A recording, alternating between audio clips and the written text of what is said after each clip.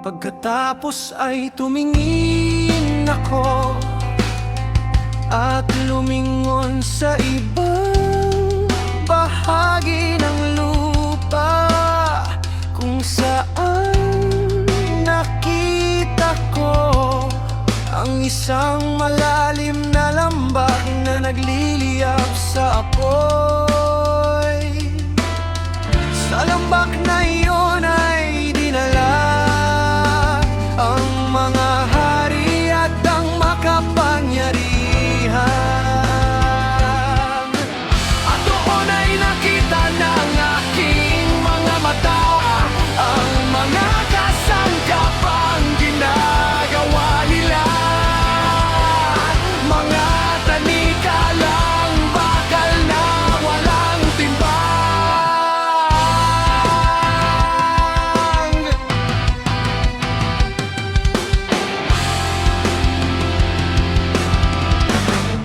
Pagkatapos ay tinanong ko anghel ng kapayapaan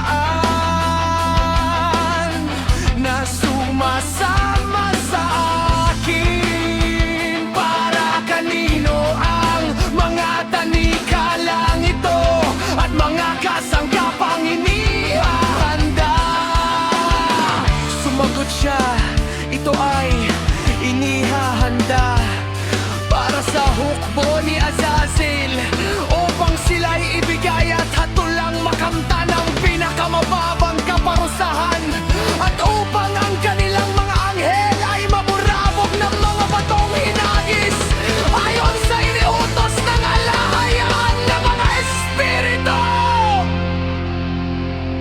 Sa araw na iyon,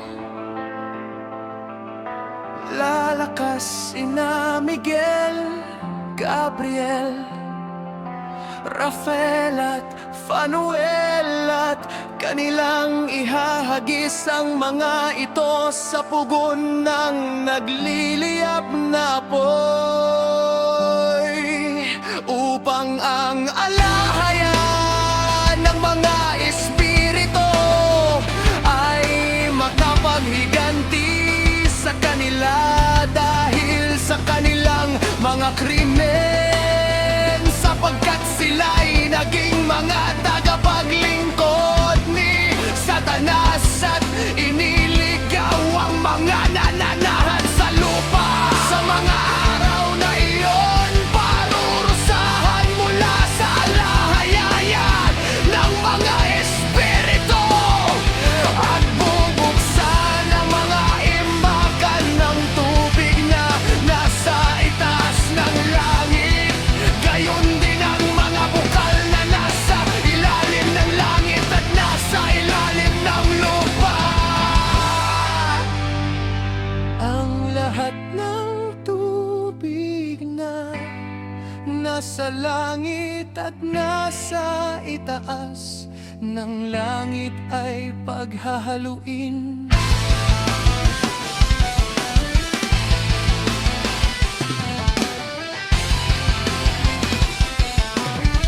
Ang tubig na nasa itaas ng langit ang magiging tagapagpadala, at ang tubig na nasa ilalim ng lupa ang magiging tagatanggap at masisira ang lahat na danahan sa lupa.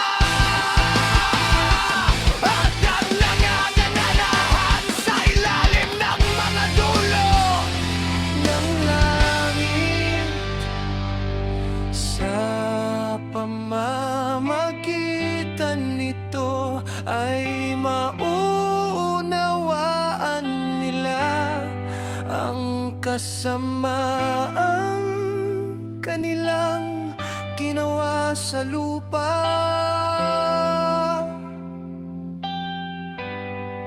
At sa pamamagitan nito